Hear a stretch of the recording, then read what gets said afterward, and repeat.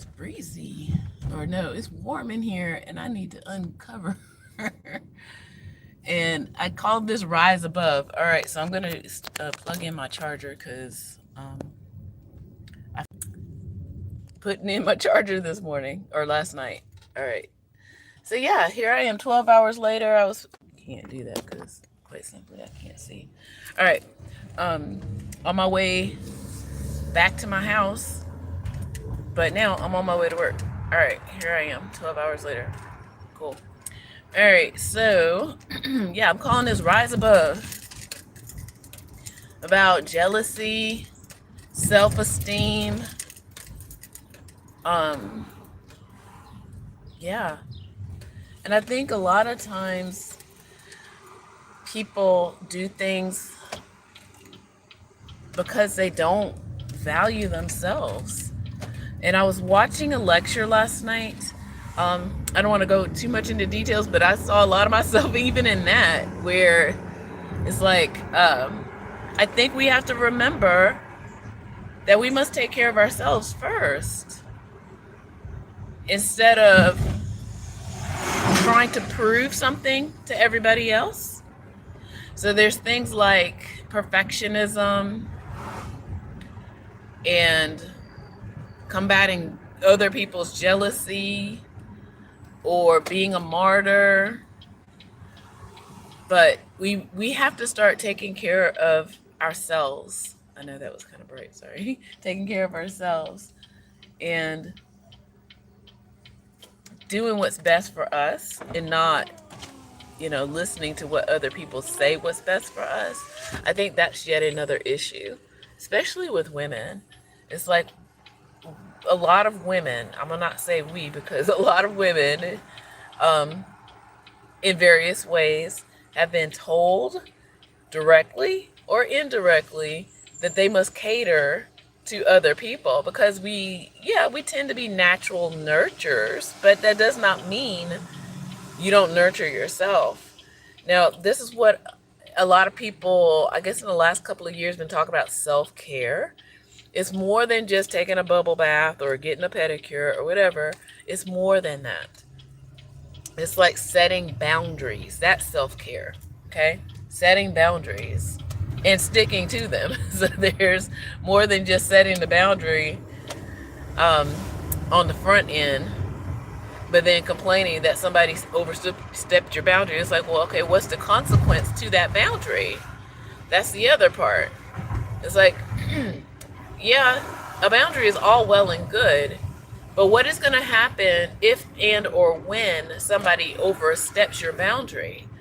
You're just going to be like, oh, whatever, I set the boundary, and then you start complaining. I was like, no, there has to be a consequence. I didn't say a punishment. There has to be a consequence to that boundary overstep. And, back to what happened this weekend with the pharmacist as he was giving me my shot. He was mentioning, he's like, you probably block a lot of people. I was like, I don't even get that far, seriously, because I set a boundary. And even if I sense, and that maybe that's me overcorrecting, if I sense that somebody is a boundary stepper or they just are like so uncouth in their ability to pay attention to other people, I just be like, okay, yeah. Now at work, that's a whole nother story where I kind of have to deal with what I need to deal with. And it seems like I might have to do the same as I'm in school now doing group work, group projects and stuff. Like, this is kind of new for me. I haven't done group work in decades, a couple of them. So I'm just kind of like, now I work in band situations. Now, sometimes lightning strikes and it's a wonderful combination. Like my band, oh my gosh, we do really great work as a band. Okay. Over the summer, we got a lot of interview questions from people asking, like, so what's the band drama? I was like, what do you mean band drama? I was like, I wouldn't be in here if there's band drama. I was like, what? I don't do band drama, so I don't understand. What do you mean? So yeah, rising above, knowing what it is that brings you the best out of you and sticking with it. That's self-care, you know? All right, so still got a sinusy headache. Ugh, it's like the worst. Yeah, this, I think it's the whatever air quality, because my voice is still like not doing too good. So yeah, so pollution is not the best thing. So it's probably a yellow day. We'll see in Atlanta. Pollution, air quality, all this stuff. All right, so yeah, so right, that's how you rise above for yourself, not to prove anything to anybody, really. It's like, what makes you happy? What brings you joy? It's like, I don't need to make anybody else happy except for me, and only me. If anybody else happens to be in that equation and they just happen to get looped in, then good for you. But it's all about me. And back on that, it's like, as a new caretaker or giver or whatever, that's something I'm also kind of trying to like struggle with and find the balance for right now. Because there are times where my time is taken from me because I'm taking care of somebody who can't take care of themselves. And I can only imagine how moms and people of the like, wives, have to deal with that, or do that sometimes, most times. But you got to find a balance, right? And I'll admit that I had a lot of privilege up until this point in that. A lot of privilege. You know? Because, yeah, the other day I was not happy that my time was being taken away from me. I did not like it at all. Okay? That was yesterday. I didn't like it. I was like, because I measure out my time and I use it for me. Not to be having it wasted by other people. So, yeah, I can totally see how women have been conditioned to be like, well, just hand over your life, hand it over. And sometimes it's not people that are women, sometimes it's women. Like, I've had a female relative tell me that. Not directly, but it's like, that's what we do. I was like, no, it's not.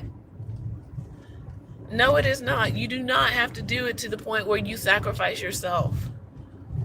Okay? And I'm not saying don't help people, but you can't sacrifice yourself trying to help somebody else. And that's me talking to me too sometimes. You know? And I think we all have to learn that balance. But yeah, so today is picture day. I'm getting cute. Where are my little things? Okay. Hi, friends.